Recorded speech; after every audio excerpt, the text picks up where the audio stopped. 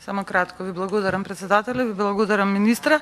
Навистина сметав дека доколку ова го изгласаме, значи заедно со колегите,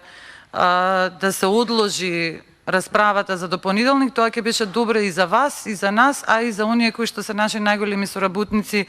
и кои што треба да ги поддржуваме, тоа е невладиниот сектор, особено оној кој што се занимава со животна средина. Не разбирам зошто не сакавте да се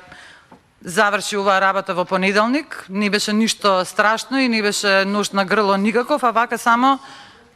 искрено да ви кажам, значи не гледаат граѓаните, не гледаат невладините организации со кои во вторникот комунициравме за оваа работа и сега ќе излезе дека ние бегаме, односно дека вие бегате во овој случај од целосно информирање на јавноста во однос на вакви значајни прашања како што е загадувањето, кое што директно влијае врз здравјето на сите граѓани на Република Македонија. Ви благодарам.